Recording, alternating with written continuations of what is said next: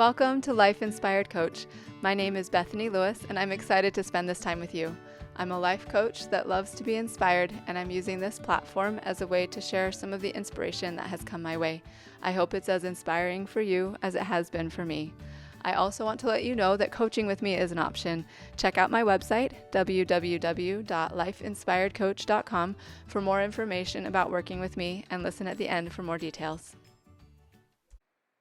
Just a quick warning, this conversation has content that may not be suitable for young children.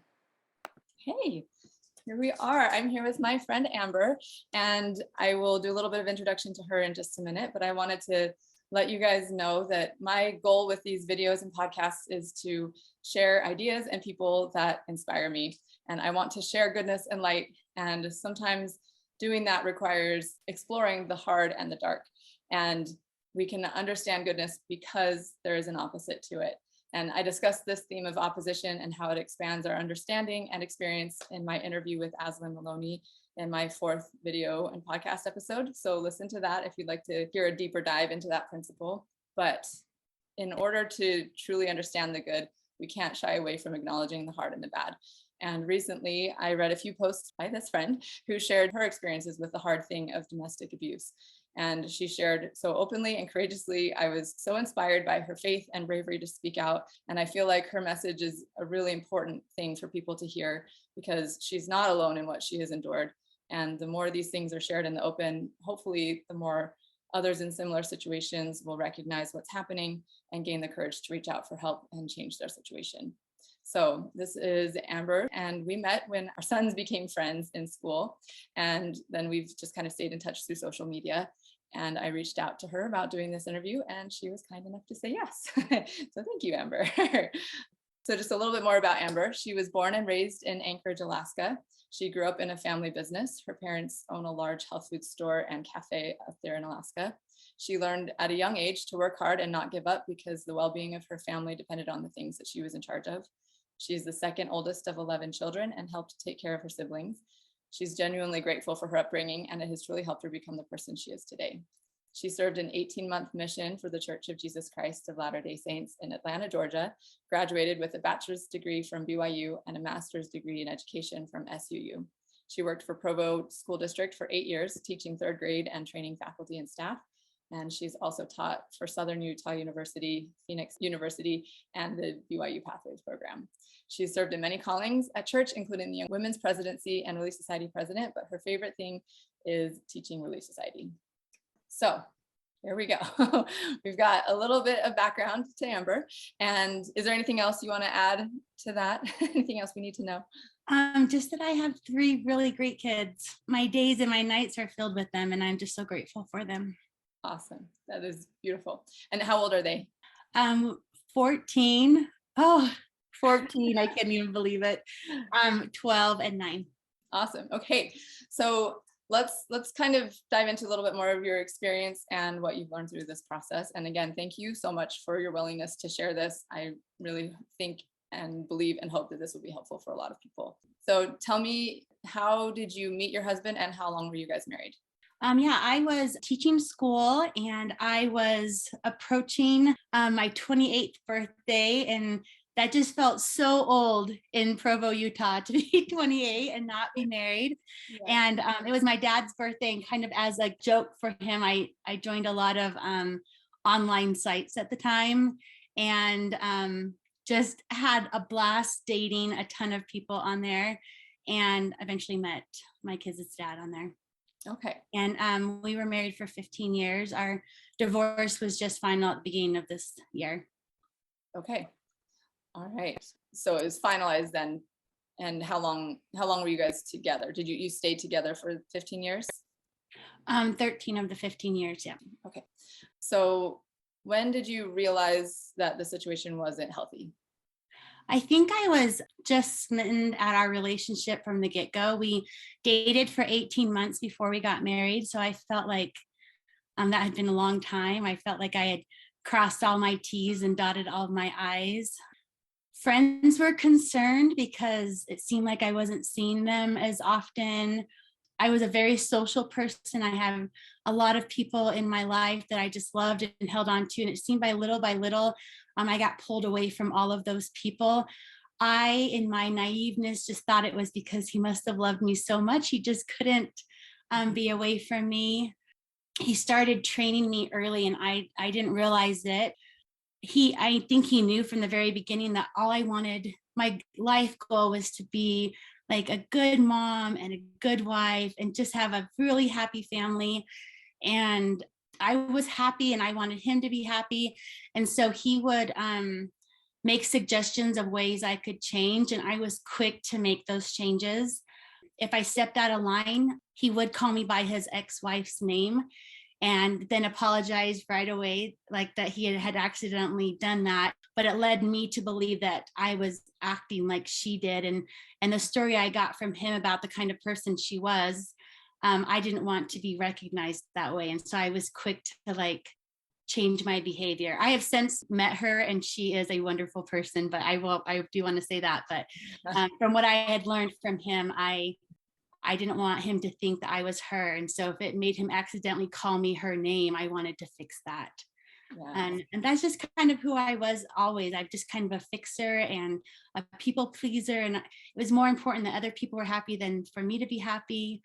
That's just kind of some things that I innately do. And so I didn't see red flags. I found myself like trying to paint him in really good eyes to everybody and like overemphasize what a good person he was. If anybody came to me concerned, I was quick to like make sure that they left me thinking otherwise. Was this And prior to getting married? Like you said that your friends were having concerns. That was before you even got married? yeah. And I was living in Utah and most of my family was in Alaska. And so they hadn't met him yet, but I think some of my friends had reached out to my parents. So that was like how concerned they were. And did they say anything to you as well? Like, had you heard warnings? They just thought that he wasn't the kind of person I would be dating. And I would just try to correct that thinking in their minds over and over again. Like, it's good. This is going to be so good. And he's such a nice guy. And these are the things that we have planned for our future. It was like we talked a lot about what things would happen in our lives, but those kind of things weren't happening currently in the dating life. But I just trusted that those things would change or things would be different when we were married. And then we got married. And the day after we got married, something really simple happened. He had brought the bed from his old home that he had with his wife to my new home. And I didn't want the bed there, but he didn't care. He didn't want to spend the money for a new bed. And my siblings thought we were gone. And so my brothers had gone to the store and bought a new bed. And they had keys to my house. And so while we were supposed to be gone on our honeymoon, they were just coming and exchanging the beds out. But we happened to be at the house. So our honeymoon had been cut really short for some reason. It's the only thing he had planned was one night. And so we were back at the house and my siblings came in and were shocked that we were there, but quickly just exchanged beds, kissed me on the forehead and left. And he was very angered by that, that my family would have the audacity to do something like that. And so he just raked me over the coals, and I hadn't even been married for 24 hours yet. And I just thought, oh my gosh. Yeah. How did you respond to that? I cried and apologized profusely. And that was kind of the pattern, it sounds like, from then on? Yeah. I just trusted him so much and he had done so much. I was a very independent person before he met me.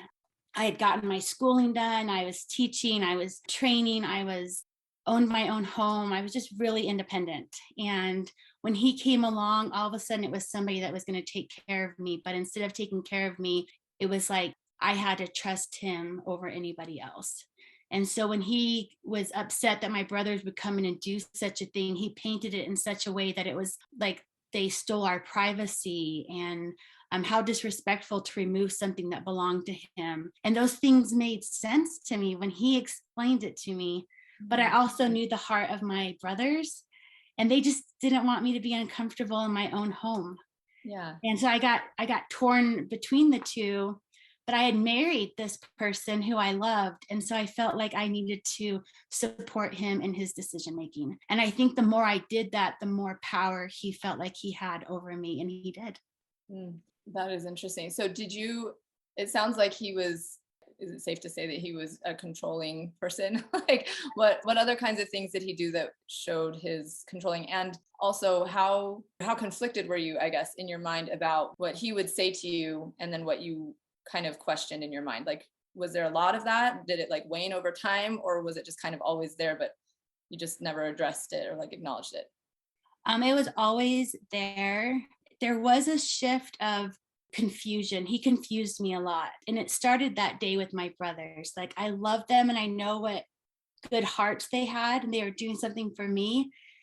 But oh my gosh, they shouldn't have done that. And they had no right coming into our house and taking property, and little by little, it just was so confusing to me that I felt paralyzed because like I knew in my heart what things were right, but I was hearing the man that I love tell me things were my fault or things were bad or, and it was so confusing to me. And because he started pulling me away from so many other people, it got to the point where his was the loudest voice in my head. Mm-hmm. Yeah, that makes sense.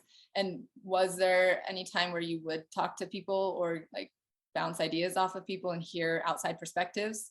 Yeah, I would take my kids to the playground and I would listen to other moms talk and they would be like, "Oh yeah, my husband's upset with me because I bought and spent too money on the sale," or different things like that.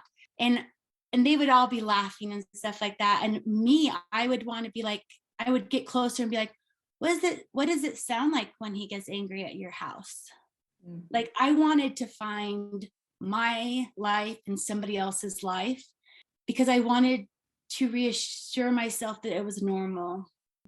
Like if he came home and the house wasn't spotless, or if he couldn't smell bleach because I had cleaned, he would like, for instance, would take me into the bathroom and like shove my head close to the toilet and be like, "This is not clean. Now I'm going to have to teach you how to clean this right."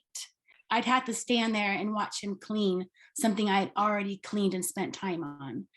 And he would find maybe a speck of something on the floor or something and just remind me how disgusting I was. And it got to the point that I just felt like I was disgusting, who I was disgusting, that he was the only person that could love me. If anybody knew the real disgusting person I was, like he's keeping that secret from everybody, that I'm just worthless and disgusting is the word. I just felt so yucky all the time and felt like my worth was gone.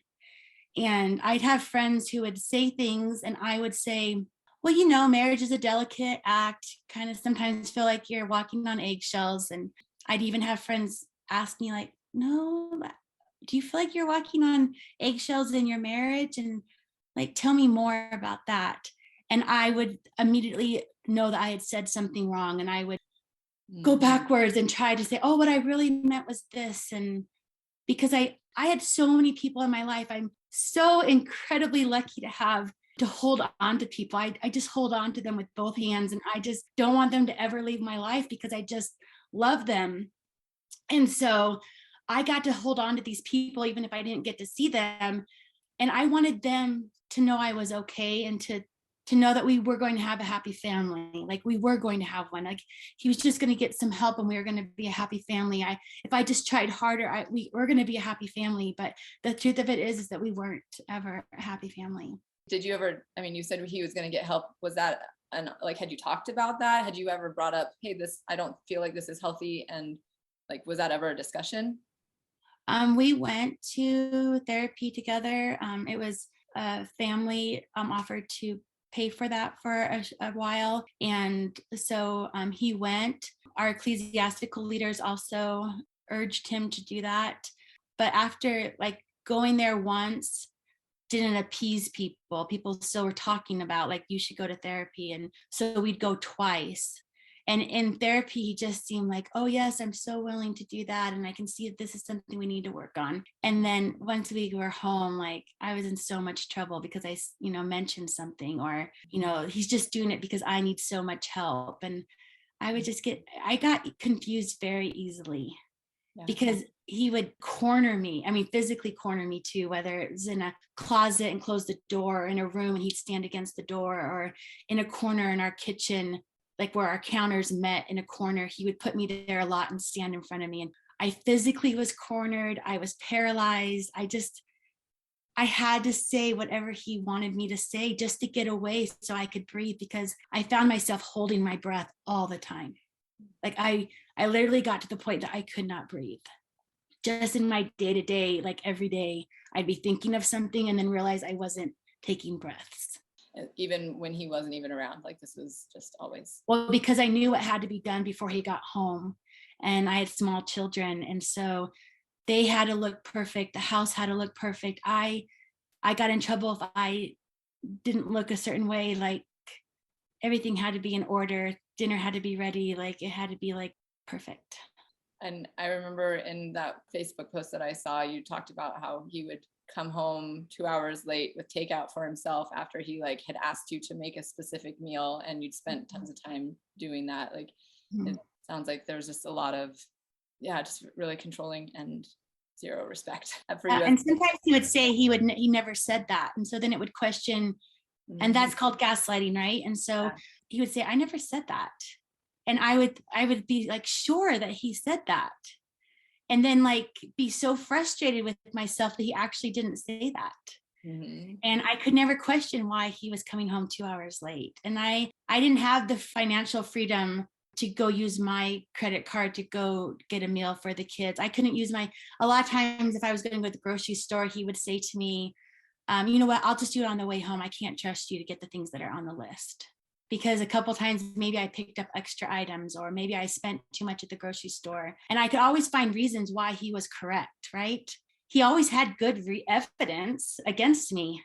Yeah. And I'm like, yeah, that's right. I guess you are going to have to keep the credit card statements away from me and never show me what you're spending money on, and check my odometer. And because that one time I did something differently than what I told you. So then it made sense to me why he needed to have that control over me. And did you have a sense for whether that was typical or not? Like, is this a normal pattern for marriages to be? Like, was that something that you were aware of or not? It didn't feel right because it felt so like, again, cornered, like paralyzed, and without the ability to use my own thoughts or my own feelings or my own desires or anything. Like I just felt so crippled. In my body, the way it tensed up, and I knew it wasn't right, because I was just a ball of like tightness all the time. But I wanted a happy family, and I felt like I could do it if I could have a happy family. What in your mind, what was a happy family? What did that look like? I thought that he would be grateful for how hard I worked in the home.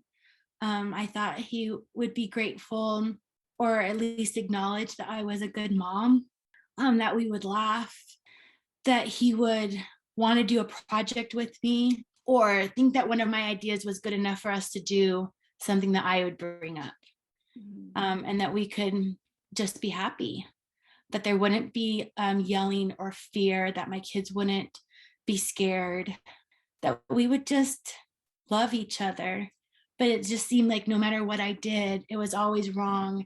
And that's why he couldn't love me the way I needed to be loved. So it was your fault that you couldn't have a happy family. Yeah. I mean, I had this like in my heart or in my head, I'm trying to put myself back to those years. And I just felt like I don't have another choice. Like, this is what I've chosen. I have children. I know we can do this. Like, I knew that we could make it work. The problem is I didn't have a willing partner to make it work, right? There were a lot of empty promises, a lot of in the future we'll do this, but nothing that was happening right then that would change. So I just had to pick up the slack and try harder. But even if everything was perfect, it wasn't good enough ever. There was always something wrong. Did you have conversations, like deep and meaningful conversations together? And like, you made it sound like you did plan for the future, but was that all like him directed? Did you feel like there was connection emotionally? No, I wanted to feel close to him, but for him, like sex was the only way that you felt close. And sex was something that he felt really close with. And, and it was easy for him to be mean to me and then want to have sex. And he would feel all of a sudden so close to me. And I would think like I would feel raped. I was raped. I didn't feel any, like I felt like everything was stolen from me. But I made him happy. So maybe that was what a good wife did. Right. And at least he was happy then. Right. So much confusion here. Yeah. And I think that's what happened too, is because I was so strong and independent before, it confused people in my life to then talk to me. I had a friend once sit down with me and she was like, you are a shell of the person that you were and that I know you're meant to be. And I just was like, what do you mean a shell? Like, it is because I was slowly, completely dying inside. And every day was survival mode. And I smile and do as many good things for my kids so that they could feel happy and healthy. But nap time would bring me to the bathroom floor crying, thinking, I can't get out. I can't get out of this. And I had some friends who, to this day, I am still so grateful that they stood by me because I know I hurt them over and over again. And I scared them all the time. And they still stayed constant in my life. And they didn't know what to do either. Just the little teeny tiny things I would say, they started piecing things together. And I would lie to them if at any time they got too worried about me. Protect him. Yeah, he always threatened that I would have my kids taken away from me because of how crazy I was and how unstable I was, because I would cry when I would get hurt. And he would just point out how unstable I was. And so he made me fearful that not only did I need to protect him, but if I didn't, I would be in jeopardy of losing my own kids. I see. And how did he treat your kids? Was the abuse mainly directed at you, or did the kids they obviously watching that would affect them, but were they affected directly by him as well? So it's important to know, I didn't know this at the time, but for children to witness abuse, physical abuse, is considered child abuse, and somebody can be convicted of child abuse if a child witnesses that. And it doesn't even have to be witnesses it's even if they're in the same household. Wow. And at the time I didn't know that. But Interesting. because we're talking about it and because we're trying to help people understand this, I want to share the things that I've learned. Yes. So I should never, ever have been physically hurt anytime, because my children were always, always with me, whether they were sleeping in their beds or if they were crying at my feet. They were always with me when I got physically hurt. So you said that there were conversations that you would have. Like what events or conversations helped you to kind of see a little bit more clearly and maybe see some hope for getting out? Like what changed? When did that change? A lot of the things that happened to my kids were verbal and emotional abuse. And sometimes we want to discredit that. The police really only deal with physical abuse. And even though sexual abuse happened to me as a spouse, it is still unclear in police officers' minds what that is when you're married. But I will say this, that my bruises healed. But the things that haunt me to this day are the things that he did to my mind, and the same with my kids. Those are still the things that we deal with in therapy and with psychiatrists, is because the things that are said and the way that they're said are so, they make your brain work differently. And the trauma behind it and the PTSD behind it, it's really hard to heal from. It takes a long time. And I've seen such good progress with my kids and myself, but we still have a long road ahead of us. When it started getting more physical with the kids, like as they got older, he got rougher with them. I would put myself between them and I would take the brunt of it. And so then I felt like at least I was protecting them because they weren't getting physically hurt. It was me, or I would stop the physical hurt. Or he would do it in the name of parenting. And in my heart of hearts, I knew that wasn't parenting. So I would step between it. So those kind of things, when my kids started getting older and it started being like, it wasn't just me anymore. It was just, and the words were getting louder and harsher, and the things that were happening were meaner. For instance, my kids were not allowed to use public bathrooms. So if we were at an event or anything and my kids needed to use the bathroom, we had to load back in the car and go home for them to use the bathroom. And the whole way home, they would be ridiculed for being wusses and for not being strong enough to hold their bathroom. Then while they were going to the bathroom, they would be screamed over about like how they ruined our event, that now we can't go back to it, all because they were babies and couldn't do it, couldn't hold their bathroom. And then when they're washing their hands, they would still be screamed over about how they weren't washing their hands good enough. And I would like try to be like getting him out and shutting the door, and he'd be pushing on the door. And it was just this, I just knew I had to get out. And one night I went to talk to him about something and he yelled at me. And next thing I know, he was strangling me on the floor. He had his hands over my mouth and nose and I couldn't breathe. And I thought, this is how my kids are going to find me in the morning, is I'm going to die. And he finally let up. And I said, I thought you were going to kill me. And he said, I thought I was going to kill you too. Those kind of things happened a few more times. But with the first time, he wanted everything to be normal that night after that happened. And the next morning, I had to stand at the door every morning and like hold his bag or his shoes or lunch that I had packed him. And I had to stand there while he put his shoes on and his coat on. And I had to be just right there physically with him. And when he took his bag from me that day, he said, everything's going to be okay. And I agreed with him. But man, as soon as he walked out that door, I had to get out. I just knew. And I know that sounds like totally crazy to people. Like, why would I not have left sooner? And I think this is a big misunderstanding with abuse, is that I knew I was educated. I had papers that proved it. I wasn't teaching at the time that I left, but because I stopped teaching as soon as I had kids, but I kept my license current. So as a public school teacher, I knew that I had to keep kids safe. My state trusted me to keep kids safe every day when I was a school teacher. I knew what was right and wrong. I knew what it felt like to feel the spirit and not feel the spirit. It just comes at you so fast that before you know it, you don't have access to money. Your odometer is checked all the time. Your phone is taken and looked through. My computer was scoured. I would try to find the bishop when I was ready to talk to somebody, like in between classes, or maybe if he wasn't at church, but if I was ever late coming home from church, he would know I had been talking to somebody. I just felt so trapped.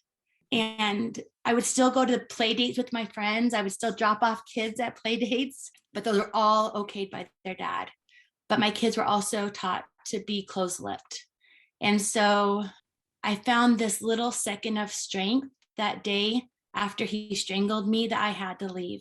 And that's the thing that people need to understand with abuse too, is they carry a lot of shame with them. So if you've expressed your concern to that person and they haven't listened to you, then when that person is ready to go, they're too embarrassed to talk to you about it. I'm not saying that's not good to tell somebody that you're concerned about them, but be careful about what you think they should do. Something that friends said to me, they started saying to me is, that's not normal. That's not normal. And at first I would fight them back, like they misunderstood me. But I would hear that at night, that's not normal. And that helped me start to get strength. So I'm all over the place. I'm so sorry, but Good. so he strangled me. I'm at the door. I know it's time to leave. I'm feeling shame because now I'm going to have to ask for help because I don't have anything. I don't even know if I can drive myself anywhere because I'm so shook up. And I'm going to have to reach out and ask for help. And I'm going to have to tell people why I need it. I also knew because he strangled me that it was probably something that the police need to be involved in. And I didn't want the police involved in it. My kids had been in bed that night. They were asleep. I didn't feel like they were in harm's way. I knew it was just me. And so I just didn't feel like the police needed to be called. I called my sister who was at school in Salt Lake, and she came in. She met me at a hotel, and that she had called my parents and they had paid for a hotel, and she just was there with me. And my parents sent a brother to Salt Lake, and he took me and my kids back to Arizona. And we stayed for a couple weeks, but the kids at school started calling, wondering where the kids were. Their dad was calling the school, telling them that I was keeping the kids from going to school. They didn't know my side of the story. I hadn't told anybody. My kids hadn't told anybody at school. And so it was my word against his.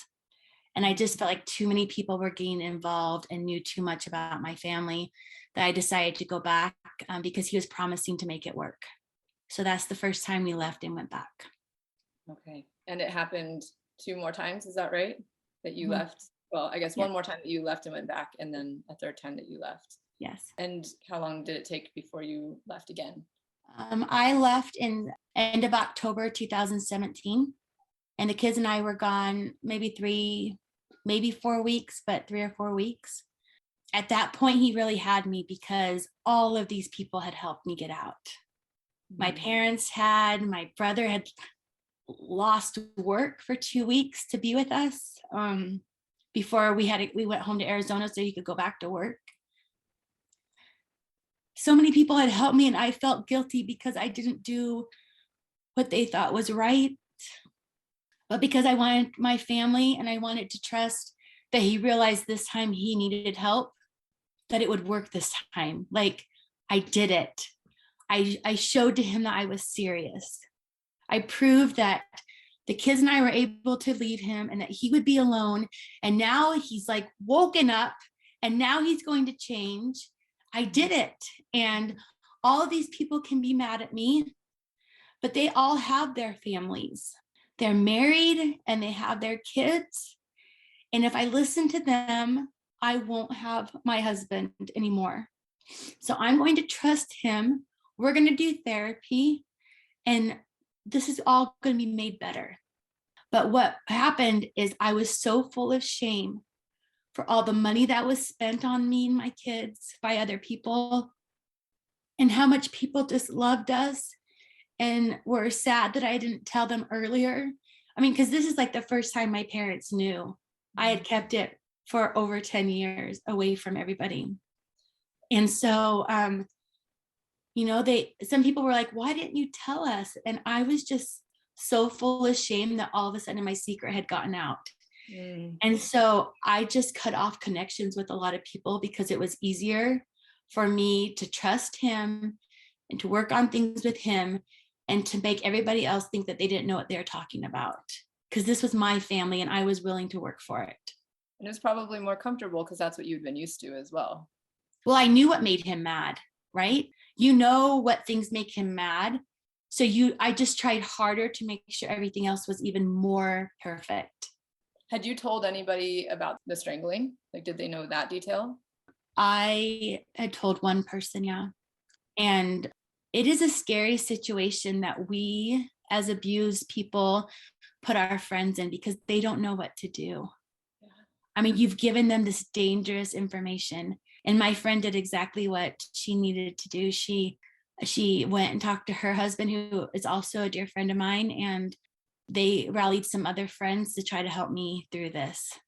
There was an intervention. I mean, I had interventions with loving, kind people that wanted nothing more than to rescue me and my kids.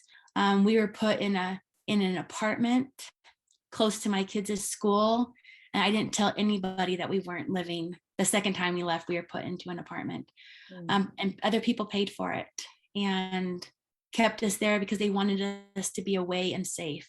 And every time I went back, I was so embarrassed that I had wasted people's money and their time, and that I had made them worried and scared, and that they lost sleep, and that they were praying and fasting all the time for me.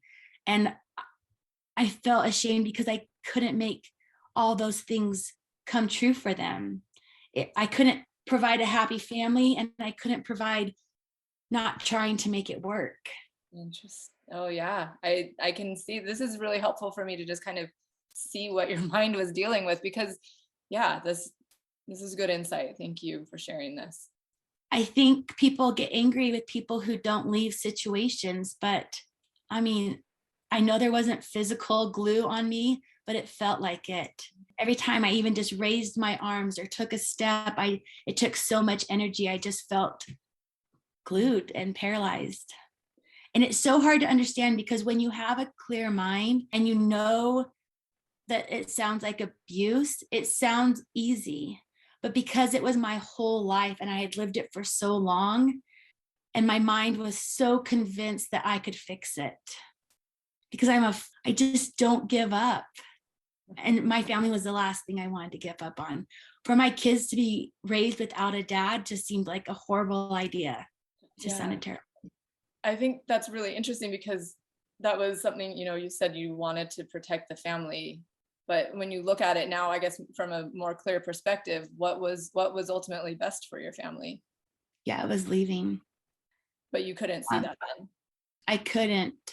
I thought I was still trying to convince him that he needed help and that every time I left longer. And so I felt like I was proving to him that I was sticking to a boundary and that he wasn't going to cross it and he was going to get help. I had read articles and books on boundaries and I was experimenting with them, right? And I was trying to hold firm to a boundary, but because he had figured out how to manipulate me by using the things that mattered the most to me, he would use the gospel against me, he would use scripture against me, he would convince me that my church leaders and my friends spouses were so tired of having to listen to me and to step in, and I would be wasting their money. And how do I even show my face in their homes, like knowing that they've spent money on me? And I'm just like, he's right. Like, I am so messed up. Oh man. One, I can't keep a boundary. I must not be strong enough. So maybe I'm the one that needs to work on it. I'm the one that needs to pray harder and study more and understand things better. And it was all me, me, me, me, me. And then he'd come home at night and I would still be this horrible, awful, disgusting person. So how did you finally leave? What prompted that? So we left the first time in October of 2017. We went back in November of 2017. The next time we left was July of 2018. Things got they get more dangerous when you go back, right? My head got crashed into the wall. It ricocheted off the wall and hit his head multiple times. He used the words again, I thought I was going to kill you. There was like no boundaries if the kids were around or not. They would be at my feet and I'd be slapped in the face, or he would be after a child and I would push him out of the way to be between him and the child so that I would get the repercussions of it. But then he would say that I pushed him and that if I wanted to call the police, that's fine. I pushed him. So now the police will take the kids and put them in foster care. And as if that's really what you want, Amber. Wow. And I would say, well, I knew I had pushed him. I felt it. And I was so confused about I was just getting between you and my child, but are they going to take my kids away? So then it became this thing of just like trying to protect the kids from seeing anything, right? And it got even more draining on me, like trying to make all three of my kiddos happy and feel safe and continue to feel safe as soon as dad walks in the door. Like that was the transition that was hard. Like during the day, they could feel safe, but I was trying to get them to feel safe when dad came home.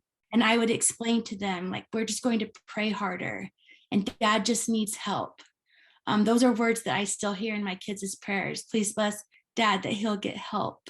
Sounds like I taught my kids to pray for that.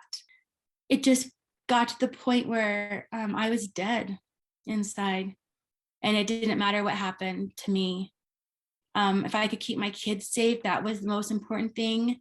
I was just going to endure as long as I could. This was and I woke up between the first and the second time. I woke up on a July morning and I knew I was going to die if I did not get out of there. And I called a couple people that I had taught school with. One offered their basement. In fact, she knew I was going to need her basement and asked her husband not to rent it out that semester. Wow. And we had taught for years, but we didn't talk a lot that time. But she just had this prompting that she needed to not rent out her basement. And I just made a couple quick phone calls, because another thing I want to express is if somebody who's being severely abused, we will get 1 minute of courage. So if somebody reaches out to you, know that you have 1 minute to respond. I mean, that's literal. Yeah. Like, I had 1 minute of courage. And the second I called for courage or called for help, I wanted to take it all back.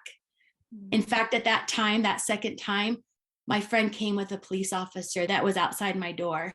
And my Relief Society president was also there helping me pack bags. And I said to them, we need to stop.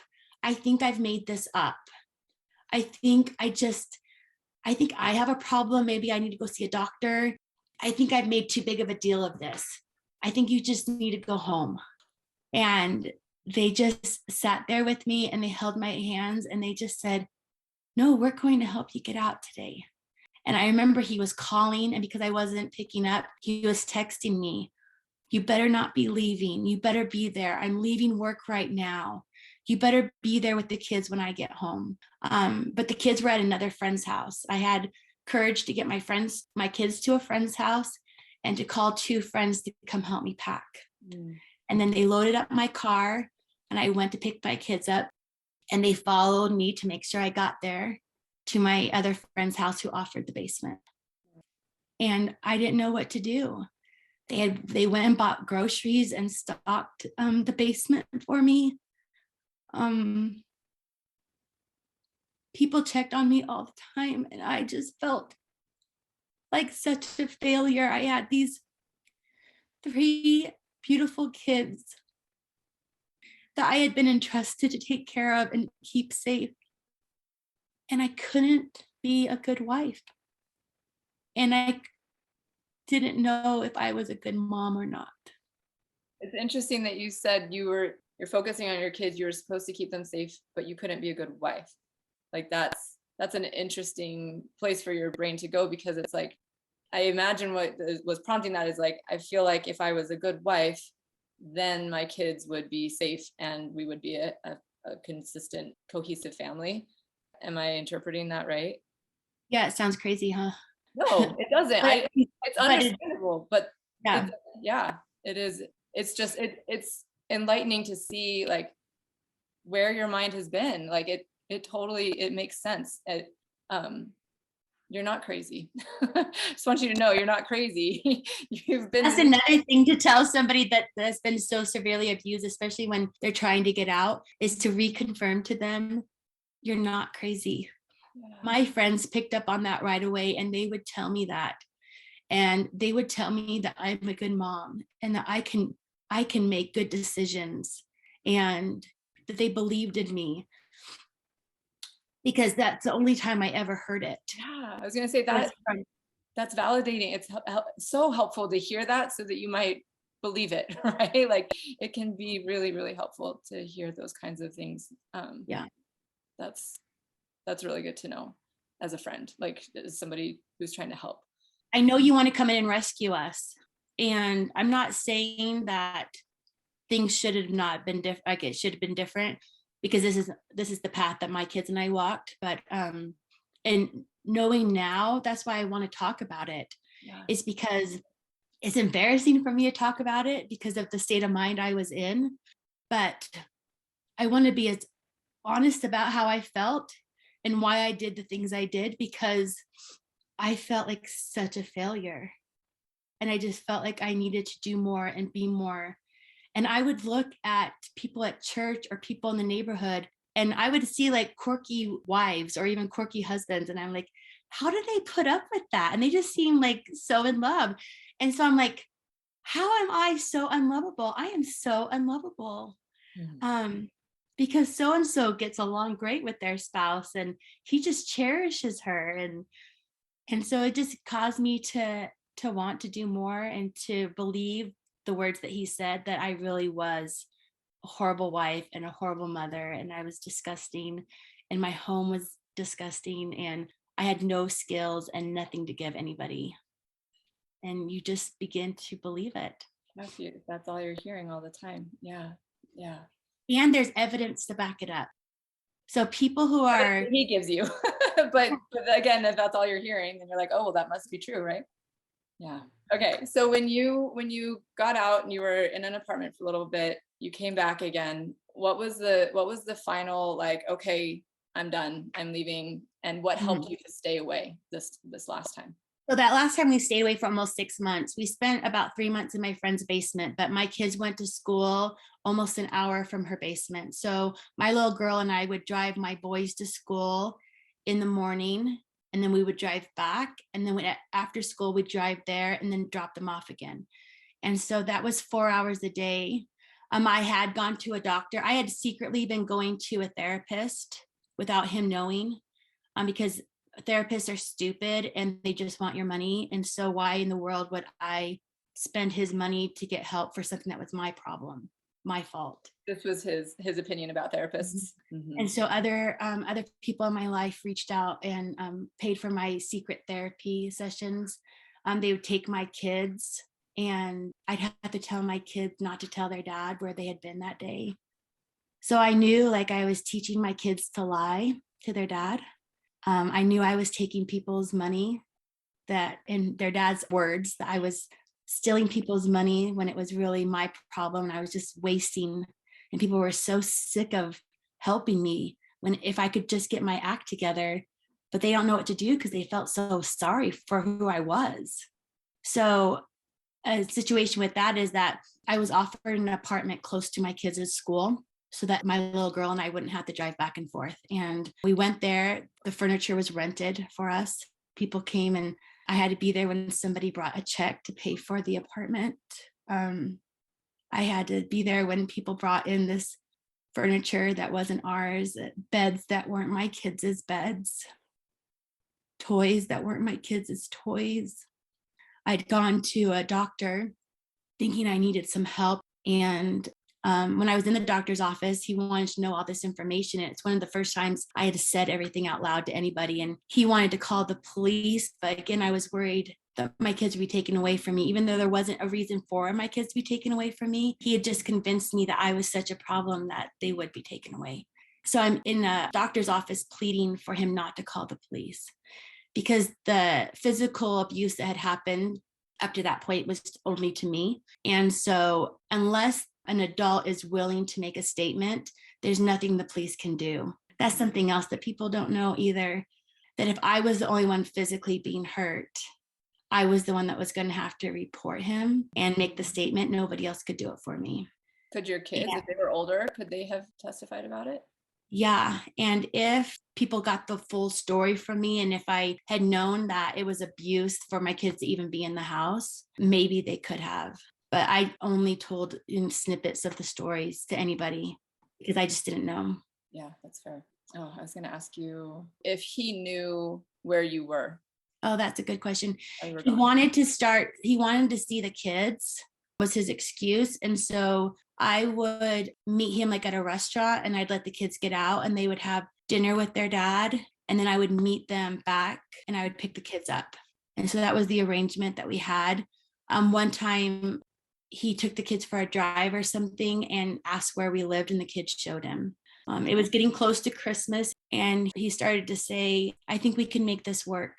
I don't want you in that apartment. You don't even have a Christmas tree. The kids don't have their toys. What are you going to do? Have Christmas there at the apartment?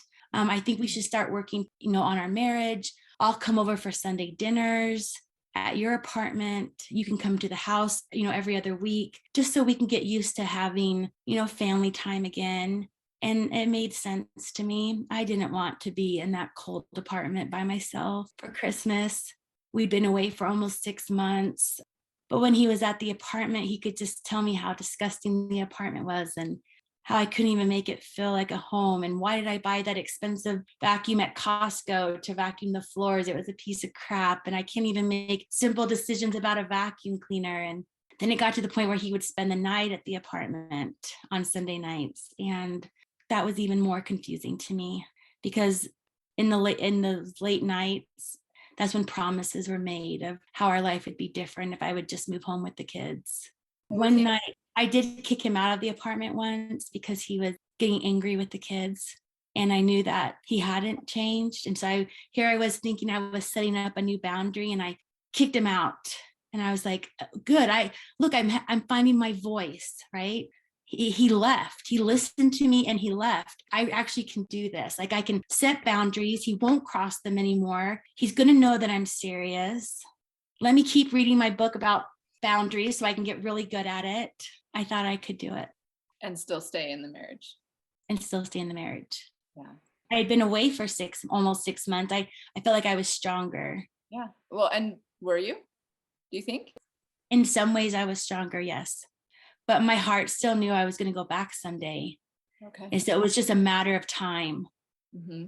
Like, how much time did I need to give him to get the help that he needed? We have a friend that's a doctor that would go almost every night and work with him on brain exercises and things like that. Wow. And he seemed so willing, but never followed through with any of it. So you ended up going back before Christmas? Mm-hmm.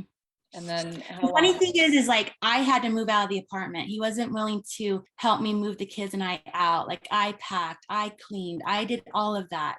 And in hindsight, I'm like, it was so easy for him to get us back. The things that he thought were junk that I purchased had to be returned, and I had to have him back on his account. And, So how long did it last the last time before you left finally? September is when I left, 2019. And was it again like even more dangerous than the second time? Is that how like the pattern was? Yeah. I knew I was in trouble that day because he sent the kids out to play and he locked the door. And I was working. He always made sure I worked from home. He always made sure I brought in money. Have access to it? No, I didn't have access to our accounts to see how much money was in them. I couldn't see credit card statements. He had credit cards that didn't have my name on it. I had credit cards that didn't have his name on it either, but they weren't allowed to be used. They were just for emergencies. So I didn't know where our money was. He made a very good living and we had to live on little. Yeah. So he locked the kids out of the house. Yeah. And I was sitting there working, and he was always sexually assaulting me, especially if he was angry with me or if he was wanting to be angry with me and he needs some kind of pleasure. He would always have his hands down my pants, at my shirt. And I would just be stiff as a nail because I just didn't know what to do. And he came over, he wanted me to come sit with him, and I told him no. And so he came to where I was and he started sexually assaulting me. And I just was like, stop, like, you are so crazy. And I knew this was coming because days before that, he would just yell at me and call me the worst names ever and just scream them in my face about what a effing bee I was. And he would just get so close and just scream it. And so that's why I knew. He locked the door. The kids are outside. He wants me to come sit down with him. He wants to make it all better. He wants to feel better, right? Yeah. He wants to have sex. He wants to feel better. And I was just like, no. And so he comes and assaults me. I push him away. I tell him that he's crazy. I'm crying and screaming and telling him how scared I am and that he's crazy. And he says to me, I hope you tell people that I'm crazy, because then I'll never get in trouble for all the things that I've done. And so I stood up there because he's still trying to attack me. And I get to the kitchen and he gets me in the corner that he's gotten me 100 other times, where I'm backed into the corner of the counters and he's like blocking me. And he's telling me how things will get better. And if I would just use my brain, and he would do this a lot to me, he would hit my brain. He's like, I know you have a brain in there. If you would just use your brain, Amber, I know you're a smart girl. You can figure this out. And he was attacking me, and he would also like shake me so hard all the time. He would just shake me and shake me and shake me. And he was shaking me at the time, and my head was going back and forth. And I'd already had some problems with my head because of the injury with the wall. And I just wanted to go. I wanted him to get away from me. I was trying to push him, but he was stronger than I was. And I got a little bit over, and I just remember hearing a voice so loud say, go. And it shocked me so. Like, where was that voice coming from? I looked at him, and when I looked at him, the look I must have given him shocked him that he kind of let up a little bit.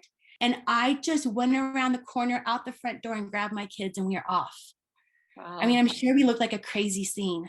like a crazy lunatic mom. Like I'm grabbing my kids and I'm just running and he's following me and I'm screaming at him to get away. And I want my car keys so I can get in the car and drive away. And he says, just come inside. It's okay. You're overreacting. What's wrong with you lately? And I knew I had to go. I knew it. And I would just sit there and I got louder and louder and louder, giving my keys. I'm going to go, giving my key until people were starting to look and he was embarrassed. So he went and gave me my keys and the kids and I drove off. So, Oh my gosh. Holy cow. but I got permission to go, I felt like, and I had permission to go all along, but this time it was in a scream so loud that I could not deny it. I had to go. Wow. And did that felt like permission, like it's okay with God and with my family, it's going to be the right thing. Now it's finally okay to do this. Yeah. You hadn't felt like that before. I felt more like that, but I have to be honest. I went to the police station that day with a friend whose house I drove to, and I wouldn't make a statement. The officer kept saying, "Are you ready to make a statement?" And I said no. And I'm sure my friend was just like, "What?" But again, my friends just stood by me. I got into a hotel room that night. I stayed in a hotel with my kids several days. He was still texting me, but I was going to be stronger this time. And I told him we needed a mediator. I was done. We were going to do a divorce. We were going to do it through mediation. We were going to hire a mediator. My kids had toys from McDonald's with them. That's the only thing they had at the hotel. And I paid every morning at breakfast because I knew I was going to stay one more day. I didn't know what in the world I was doing. Mm-hmm. My parents had opened a small bank account with a little bit of money for emergencies. And I had a debit card for that I had hid away. And that's what I was using. So every morning I'd wake up and I'd look how much money I had in the account. And I would say, we can stay one more day here. And I would pay in the morning. And I want to back up. When I was at my friend's house before we went to the police station, we got him to leave and we went and packed a small bag. It just clothes. So my kids had clothes just for a couple of days. Somebody from our neighborhood had taken my kids to McDonald's for lunch while the adults talked to me. And they had these little toys from their Happy Meals. So my kids had a little bit of clothes and Happy Meals toys. And for some reason, the cleaners of the hotel saw me leave with a suitcase because I was going to go do laundry at a friend's house. And they thought I must have checked out, even though I had paid that morning. I had taken my kids to the grocery store and I let them get whatever they wanted. So there was soda, there were chips, there was cookies, because I was just like fetal position in the bed during the days. They would watch TV. I would take them to the swimming pool in the hotel and I would just sit there and watch them and I would rock myself. And I would just think, I didn't know what I was going to do. I just did not know. I would just pay the next day. I just needed to make a decision every day, just one day at a time. And they thought we left, even though an extra pair of shoes were there. Their swimming suits were hung up in the bathroom. Their little toys were there. Their junk food that mom had let them buy was there. And they just threw it all in the garbage. Oh. So when we got home that night to the hotel, there was nothing there. And that broke my kids more than anything because they, at least this time, they had something that was theirs. And it got thrown away. And when I talked to the management the next morning, he literally told me I was crazy and that he doesn't know how to deal with people like me who come to his establishment and pay only one day at a time. And I was just like, I didn't have toothbrushes for my kids. I had to purchase toothbrushes and toothpaste at the hotel that night. It cost so much money and I was counting my pennies and I was just like, I couldn't use my regular credit card because then he would know where I was. And I had to remind the staff there that if somebody called for me, I wasn't there because the first time I left and I was in a hotel room, he found out where we were right away because he just called hotels until he found me. And the staff told them what room I was in, which they're not supposed to do, by the way, but it happens. Were there, I mean, there are places and resources, right? Like shelters and homes. Like, did you know about those or what were your thoughts on that? During the process of this whole thing, I had looked into women's shelters. They're very full. Sometimes you can't get into them, but also when you look at the pictures of what they look like, I just could not think of how I was going to take my kids there. And people donate things to it, and that is so to places like that, and it's so kind. But sometimes if we think about the things that we donate, they're not always our best things, right? And so it just felt like I couldn't do that to my kids. And that sounds really bad for me to say that, like I'm above it or something, but it just felt like my kids needed to be somewhere else. Okay, no, that's totally fine. If that's But I not will say this about women's shelters. It is my dream someday to make a place that moms can go with their kids that doesn't feel like a shelter. But I want to also like be so thankful for women's shelters because they are a wealth of information. And I had friends that would call and find out about lawyers that would do pro bono and maybe cheaper therapy I could go to. I mean, they have so many resources. So even if you don't want to go to a place, a shelter, and take your kids there, they have so many resources. They can at least help you start thinking about things that you've never thought about before. That's really good. That is really good to know. While we were in the hotel, he was still texting me, trying to call. I was blocking calls. He was emailing me. And the thing is I was still listening to him and I was so scared. My cousin invited us to come live in his basement and we were there about a month. And during that time, he said to me a couple of things. At night, he would say, Amber, just so you know, I'm turning the alarm on. And like, if you think you can go out the windows, the police are going to come. So just so you know. And I know that sounds ridiculous, but I would sit there after I put my kids to bed and look out his basement window and think to myself, how fast could I wake up those kids and get them through the window and get to my car and drive home and tell their dad I was so sorry. Nobody knew that I wanted to do that. Even after I had been through all that I'd been through, I just wanted to make all the hurt go away and to make it better. Also, the deal was I wasn't going to let him talk to me because his voice in my head confused me. And so every day my cousin would just say, you didn't talk to him today, did you? And I could say no, but I was letting him email me. So I felt like I wasn't lying to my cousin because I wasn't talking. I was letting him email me. And he had made a plan that he knew he needed to check into a hospital and get serious help. And if I would just go to his parents' house with the kids, he would check himself into a hospital and then we could be a happy family. So I told my cousin that night that I had been emailing back and forth and that the next morning I was going to leave and go to my in-laws' home and I was going to live there with the kids until their dad got out of the hospital because I finally had done it. He finally was taking me serious and he was finally going to fight for his family and he was going to get the help that he needed. And my cousin, with all the love in his heart, was like, no, you're not. And I was like, yes, I am. I am a grown woman and I'm going to take my kids tomorrow and I'm going to go. And he was like, dang it, Amber, stop being Lot's wife. And I had to think really quick, like, Lot's wife, what is he talking about? Interesting. And I was like, oh, Sodom and Gomorrah. So I was like, okay. And I was like, she left. And he's like, yeah, she was commanded to leave. So were you. What do you think that voice was in your kitchen that screamed, go? You are so important and you just haven't been listening and you needed to be told to go. And I got defensive with him and I was like, yeah. And I went and look, now I'm going to get my family back because now he's taking me seriously. Finally. And he was like, Amber, Lot's wife looked back and she turned to salt. And I was like, I am fighting for my family. He's like, well, why do you think she looked back? She probably had a nice garden. She probably had her favorite decorations in her house. She probably loved her neighbor. Yeah, she knew there were bad things there, but the people that she loved were there. The people that she hung out with were there. And she knew she would be okay there, right? Like it was her home. And so she kept looking back like, do I have to really go? Do I have to really leave? Actually leave? And she looked back. She did obey, but she looked back and she turned to salt. And like with all the earnesty in his eyes, with tears running down his eyes, he looked at me and said, I promise you, Amber, if you go back now, you and your kids will perish. I promise you. Let me keep you safe. Stay here. And he's like, you can't talk to him and you can't listen.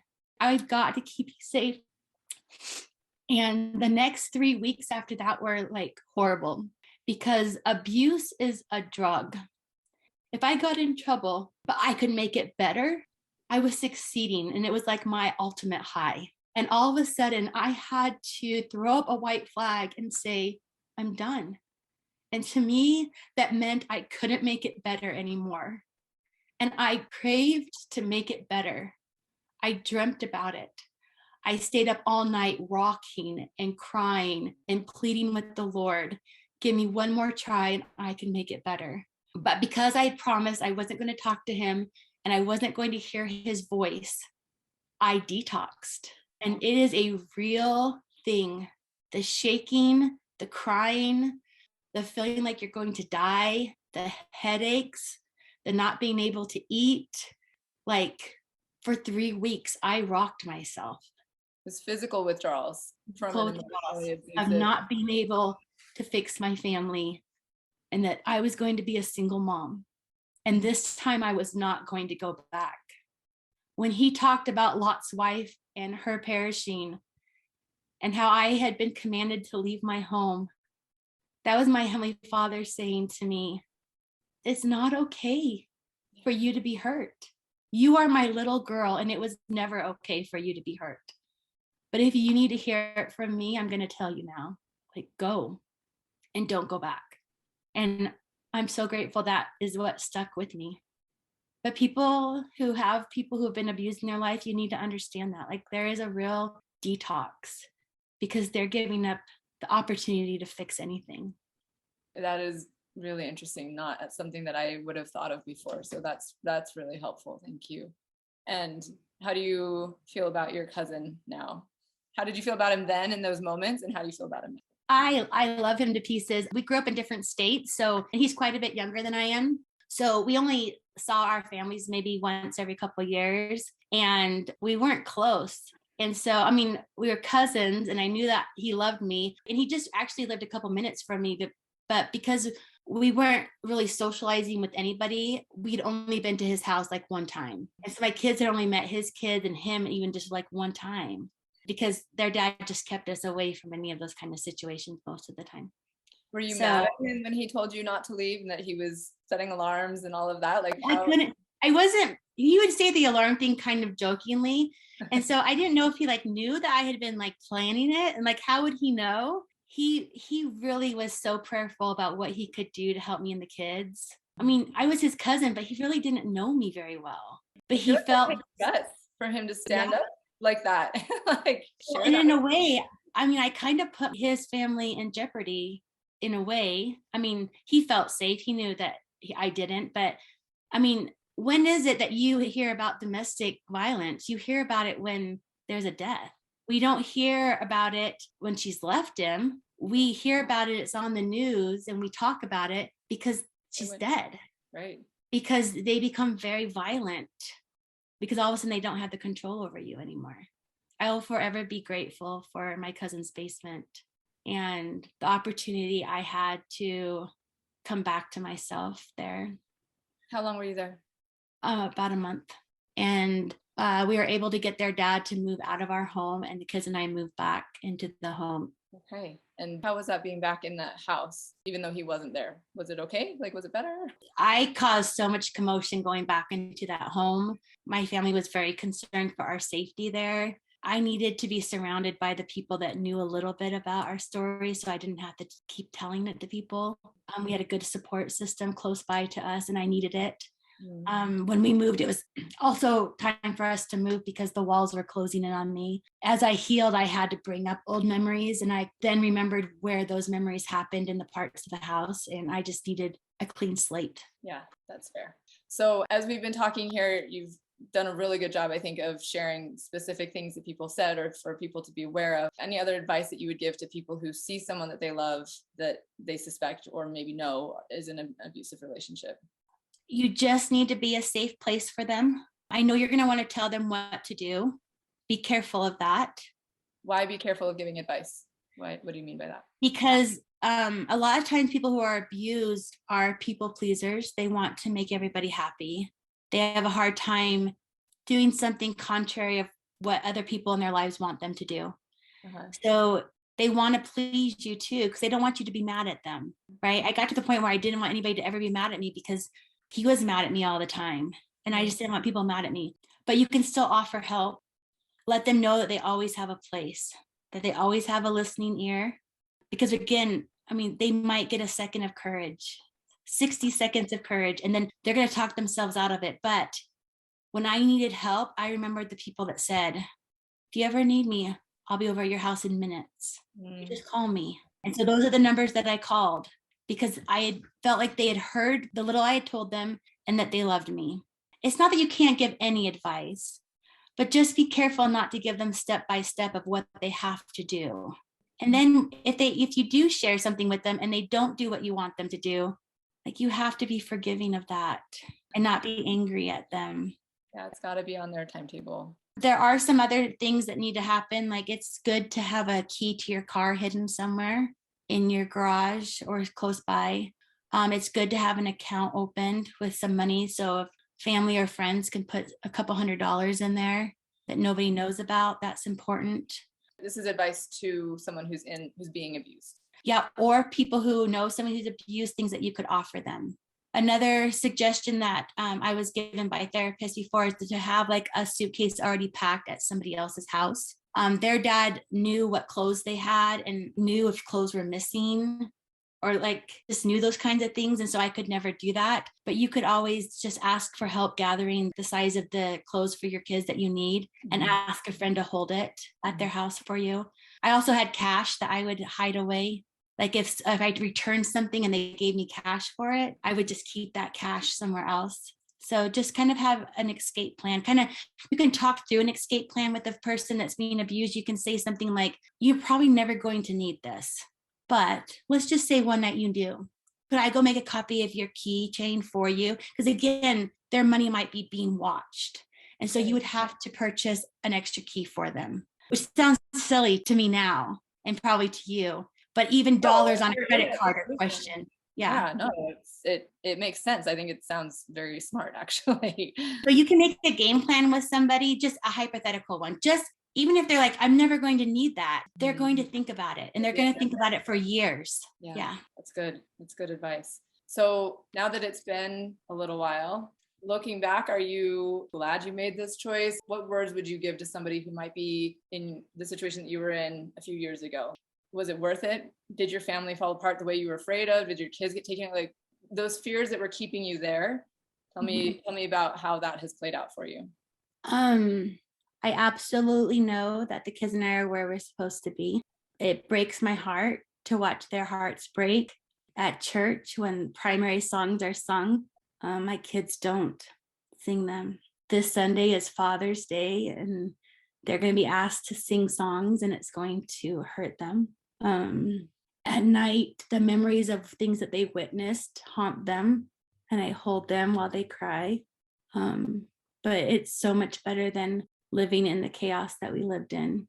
They have a stronger mom now, a mom that knows the laws better now, knows the way the system works better now. I've gotten a lot of therapy, so he doesn't scare me anymore. I'm starting to learn to trust myself again. I make mistakes and I have to tell myself it's okay, right? I should probably not have made that decision, but I'm learning from them because everybody makes mistakes every single day. And before he convinced me that I was a horrible person because I made mistakes. And so therefore I should not be making any more decisions for myself because I'm not capable of doing it. You're coming out from that. I'm coming out from that. We're also able to see people who live in different situations that we live in, and my kids can see them better.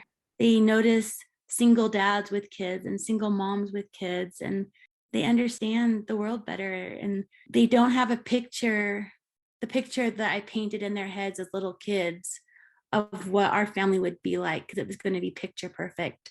And they know that nobody's family is picture perfect. And that's okay. Yeah. We're able to have hard conversations and talk about hard things, and they're able to ask questions about it.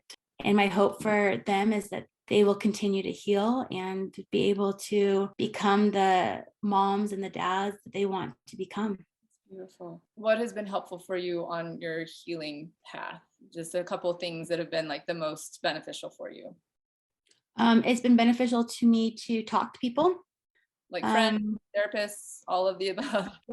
Yeah. It's been beneficial for people to ask me questions about maybe they have somebody in their life who's being abused and they want to be helpful to them.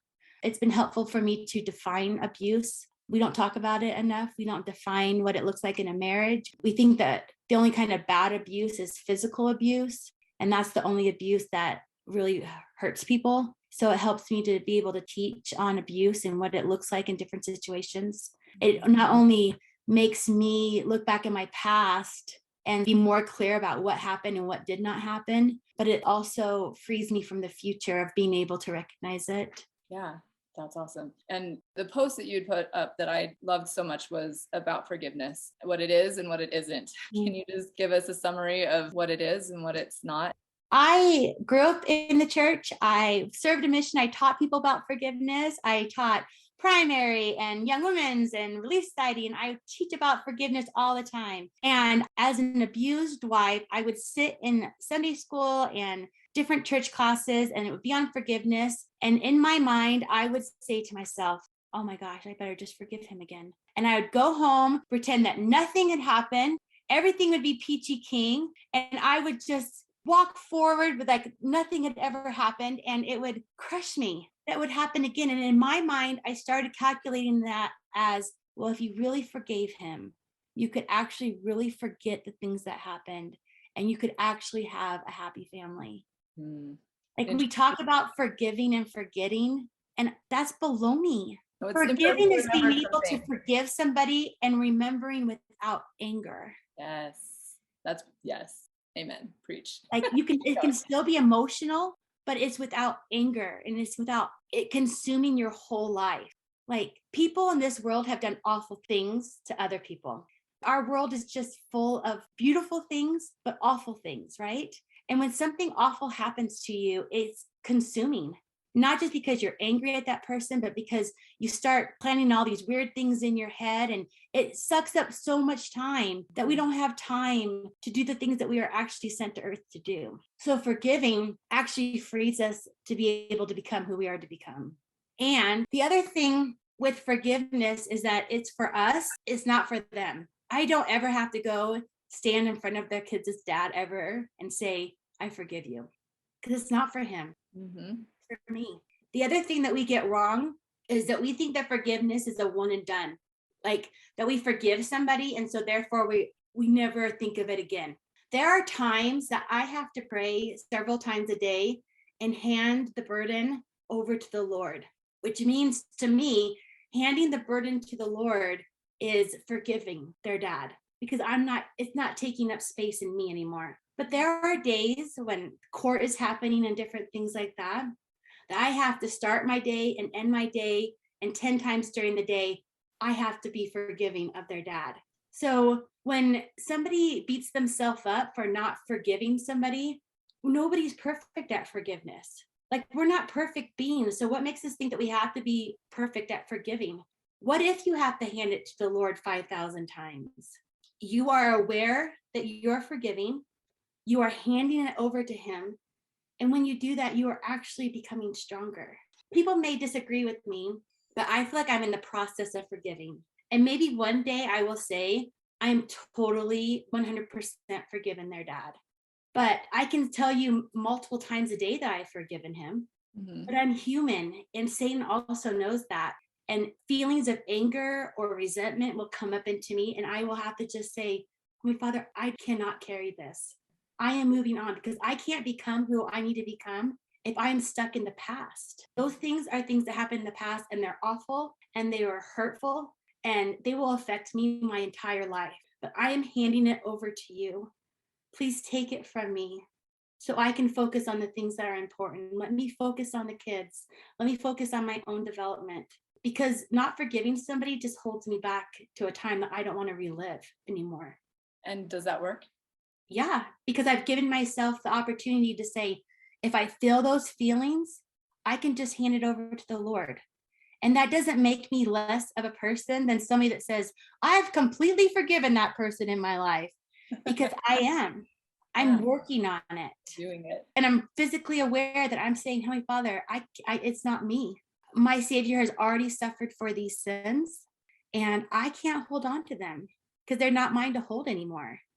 I can speak of these things without being angry. And when I do court cases or different things like that, and I'm defending somebody, it's okay for me to be emotional, but I've got to hand that hate over to the Lord and say, I can't carry this anymore. It doesn't mean, just because I say I forgive somebody does not mean that the sin did not exist. Like for somebody to be forgiven completely, that's not, I can't even do that. I'm not even that powerful, right? It's the Lord that does that. And it's the Lord that can forgive sin. I can just forgive what has happened to me and trust that those things are going to be taken care of by the Lord. And forgiveness doesn't mean that you ever have to trust them again or let them back into your life in any way. Like you can forgive. It just means letting go of that hate and that anger and that bitterness, but still protecting yourself and your kids.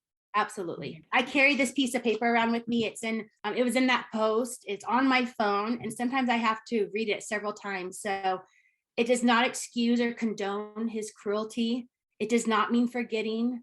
It does not mean that justice is being denied. It does not erase the injury, but it does ease the pain so I can heal.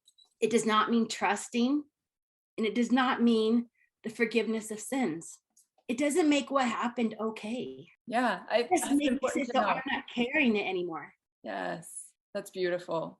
It reminds me of, have you read The Hiding Place with Corey Ten Boom? Mm-mm. You probably like it. She was a Dutch woman who had been in a concentration camp during the Holocaust, and she wrote her story. And after the war, she had survived. After the war, she was going around teaching people, giving speeches and talking about forgiveness and God's hand and everything. And afterwards, somebody came up to her. I'm probably get emotional telling this story, but somebody came up to her and wanted to shake her hand, and he was like, "Thank you so much for this message of forgiveness. I needed to hear this." And she looked at him, and he was one of the guards who had abused her and her sister and friends, and he was holding his hand out to her, and she's like, "I can't do it." And she prayed and like just felt forgiveness come from outside of her, so she was able to do that, and shook his hand. And it was like, it has to, I think a huge part of it is our willingness to want that and to be working towards the forgiveness, but turning that to God, like you said, like that's the healing. That's where it comes from. It's because Christ has already borne that, and it's available as an option for us. So yeah, thank you so much for sharing that. I think it's really important for people to understand what forgiveness is and what it isn't, and how the teachings about it, it's understandable how people can be confused about it, but it is important for that message to get out there. So in closing, what do you hope that your story will do for people? I want people to, it's not just women who are in domestic violence situations, there's men also. I want them to feel like they're not alone. I want them to know that they have loving heavenly parents who love them, and that these things are because of people's choices. It wasn't like Heavenly Father had this checkbook and said, I think for them to learn their lesson, they're going to be in an abusive marriage and they're going to do this, they're going to have this, and then maybe they'll learn their lesson to be more humble and more kind and things like that. I don't think that's the case at all. I think we're all here on a human experience, and we all have agency and we all make choices.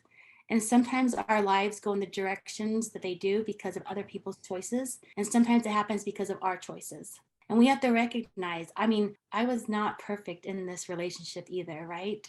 I made choices also. I made choices to get married. I made choices to stay. I made choices, all of those things. And to be forgiving of ourselves for choices that we made, and also to learn to forgive and what the real meaning of forgiveness is.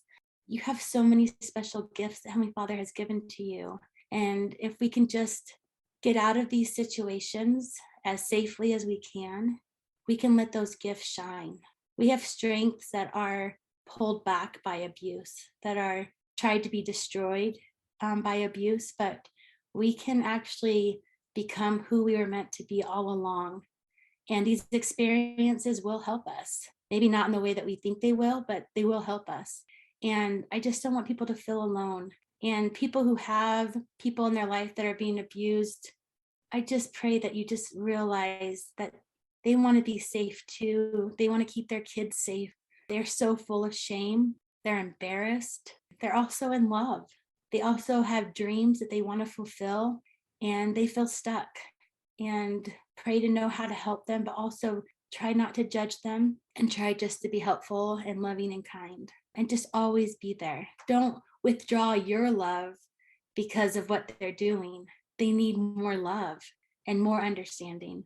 Also, children need to be kept safe, and you can always make an anonymous phone call to the child services in your area, and they can make the decision of whether or not they need to interview the children in the situation. So that would be something that I would suggest. You can do an anonymous one. Know also, though, that puts them in danger. So make sure that there's also something safe, that if you do report it and people come to the house, which they should, that there's also some kind of safety net that you can help them with, a safe place to go if they need to. And I'm not saying that safe place needs to be your house either, but you'll know what to do. So Awesome. Well, this has been really raw and really real, and I really appreciate your opening up about this. And I hope that this will be really helpful for other people, even if they're not in that situation themselves, just to hear it and to know what it's like, and just to broaden our understanding and maybe awareness of what other people might be going through and how we can be legitimately helpful in those situations. So thank you. Thank you so much for being here. I hope the things that have been shared have been helpful and inspiring. If you like what you've heard, please subscribe and share this with your friends. And please remember that I do coaching and would love to help you or someone you love to work through whatever challenges you're facing. You can hire me or get on my free coaching waitlist. That's a list for people who don't want to pay for whatever reason and are willing to wait for a coaching session whenever a spot opens up. I do 2 or 3 of these per week and just rotate through the list. I do this because I believe so much in the power of coaching and want to make it available to everyone who wants to make improvements in their life. Visit my website, www.lifeinspiredcoach.com, to read testimonials, find out more about coaching, and contact me if you'd like to be coached. Thanks again. See you next time, and keep seeking an inspired life.